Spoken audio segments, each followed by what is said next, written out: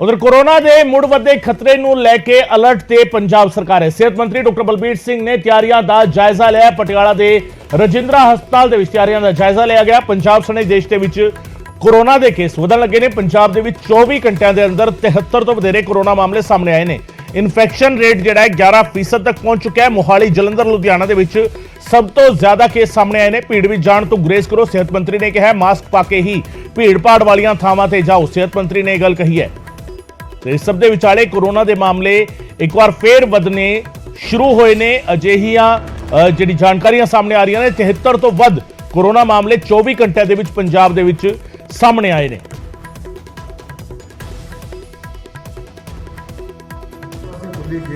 ਇਹ ਸਾਡਾ ਰਜਿੰਦਰਾ ਹਸਪਤਾਲ ਗਵਰਨਮੈਂਟ ਮੈਡੀਕਲ ਕਾਲਜ ਪਟਿਆਲਾ ਦਾ ਜਿਹੜਾ ਹੈਗਾ ਉਹ ਕੋਵਿਡ ਆਈਸੀਯੂ ਵਾਰਡ ਹੈ।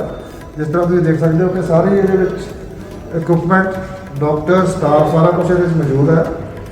ਔਰ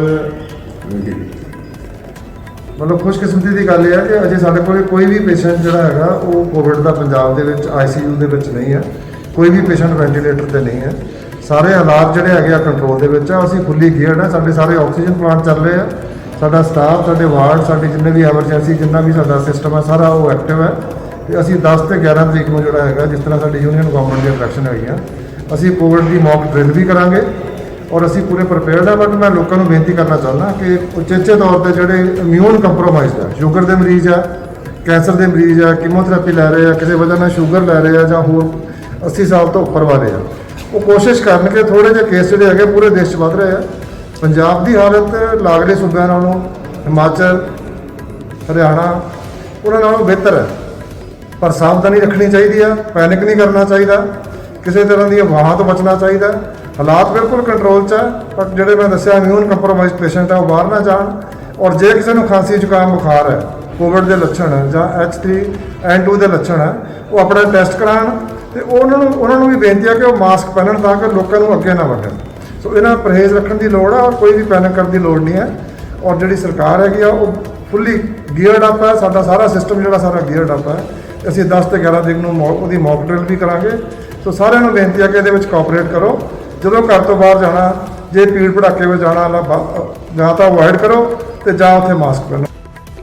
ਉਧਰ ਆਮ ਆਦਮੀ ਪਾਰਟੀ ਦੇ ਰਾਜ ਸਭਾ ਸਾਂਸਦ ਰਾਘਵ ਚੱਡਾ ਨੇ ਰਾਜ ਸਭਾ ਦੇ ਵਿੱਚ ਸਸਪੈਂਸ਼ਨ ਨੋਟਿਸ ਦਿੱਤਾ ਹੈ। ਕਿਸਾਨਾਂ ਦੇ ਮੁੱਦੇ ਤੇ ਚਰਚਾ ਕਰਨ ਦੀ ਮੰਗ ਰਾਘਵ ਚੱਡਾ ਨੇ ਕੀਤੀ।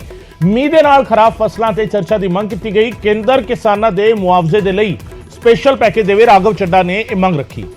ਮੀਂਹ ਅਤੇ ਗੜੇਮਾਰੀ ਕਰਕੇ ਵੱਡਾ ਨੁਕਸਾਨ ਹੋਇਆ, ਰਾਘਵ ਚੱਡਾ ਨੇ ਇਹ ਗੱਲ ਕਹੀ ਤੇ ਰਾਜ ਸਭਾ ਦੇ ਵਿੱਚ ਸਸਪੈਂਸ਼ਨ ਨੋਟਿਸ ਦਿੱਤਾ। ਦੇ ਨਾਲ ਹੀ ਇਹ ਮੰਗ ਕੀਤੀ ਕਿ ਮੀਂਹ ਦੇ ਨਾਲ ਜਿਹੜੀਆਂ ਫਸਲਾਂ ਖਰਾਬ ਹੋਈਆਂ ਨੇ ਕਿਸਾਨਾਂ ਦੀਆਂ ਉਸ ਤੇ ਚਰਚਾ ਕੀਤੀ ਜਾਵੇ। ਹਾਲ ਫਿਲਹਾਲ ਦੇ ਵਿੱਚ ਕੁਦਰਤੀ ਕਰੋਪੀ ਦਾ ਸਾਹਮਣਾ ਕਿਸਾਨਾਂ ਨੂੰ ਸਭ ਤੋਂ ਵੱਧ ਕਰਨਾ ਪਿਆ। ਖਾਸ ਕਰਕੇ ਉੱਤਰ ਭਾਰਤ ਦੇ ਵੱਖ-ਵੱਖ ਸੂਬਿਆਂ ਦੇ ਵਿੱਚ ਮੀਂਹ ਦੀ ਵਜ੍ਹਾ ਕਰਕੇ ਕਿਸਾਨਾਂ ਦੀ ਫਸਲ ਨੁਕਸਾਨੀ ਗਈ ਹੈ। ਤਿਆਰ ਹੋਈ ਫਸਲ ਜਿਹੜੀ ਹੈ ਉਸ ਦਾ ਨੁਕਸਾਨ ਹੋਇਆ ਹੈ। ਜਿਹੜੀ ਫਸਲ ਇਸ ਵੇਲੇ ਤੱਕ ਮੰਡੀਆਂ ਵਿੱਚ ਆ ਜਾਣੀ ਚਾਹੀਦੀ ਸੀ ਉਹ ਖੇਤਾਂ ਵਿੱਚ ਵਿਛ ਗਈ ਔਰ ਕਿਸਾਨਾਂ ਦਾ ਨੁਕਸਾਨ ਹੋਇਆ। ਇਸੇ ਤੇ ਚਰਚਾ ਕਰਨ ਦੇ ਲਈ ਰਾਜ ਸਭਾ ਦੇ ਵਿੱਚ ਸਸਪੈਂਸ਼ਨ ਨੋਟਿਸ ਰਾਘਵ ਚੱਡਾ ਦੇ ਵੱਲੋਂ ਦਿੱਤਾ ਗਿਆ।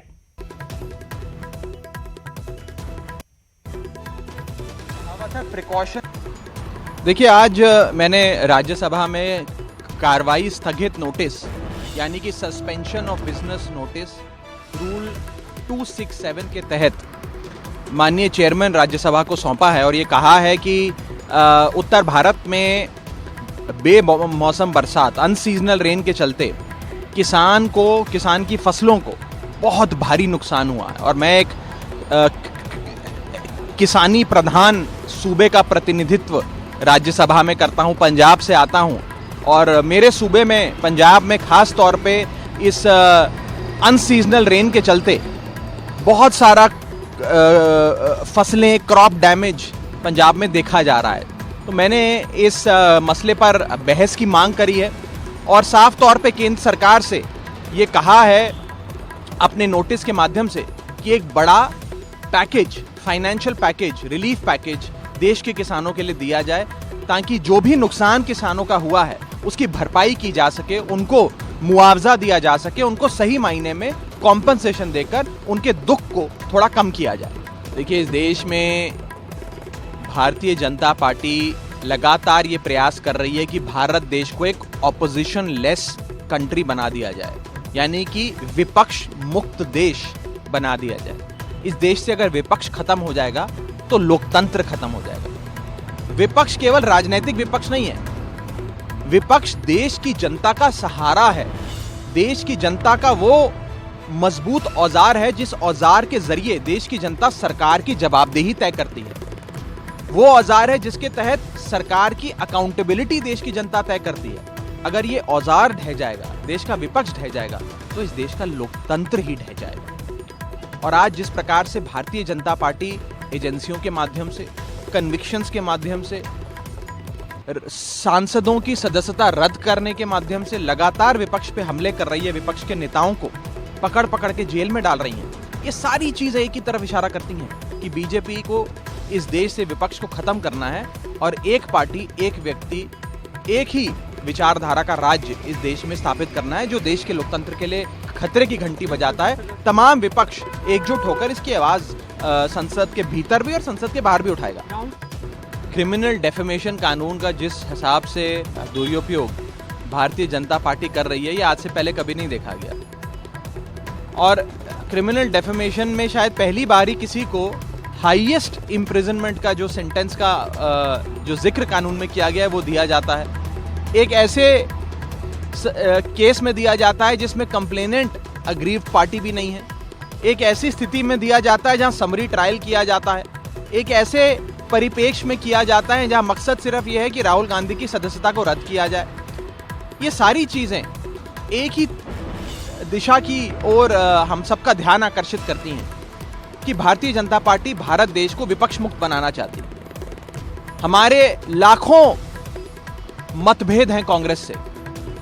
हम कोई राहुल गांधी या कांग्रेस पार्टी के हितैषी नहीं है। हमारी विचारधाराएं भिन्न भिन्न है, हमारे मनभेद और मतभेद दोनों हैं, लेकिन हम सब लोग देश के लोकतंत्र के हिमायती हैं, देश के लोकतंत्र को बचाना चाहते हैं। We are all democrats at heart. और इसीलिए अगर लोकतंत्र पे प्रहार होगा, विपक्ष पे गैर कानूनी प्रहार होगा, एक ही मकसद से कि भारत को विपक्ष मुक्त बनाया जाए, तो सारे लोग इकट्ठे होंगे और विपक्ष नहीं, देश की जनता इकट्ठी होगी और अपनी आवाज बुलंद करेगी।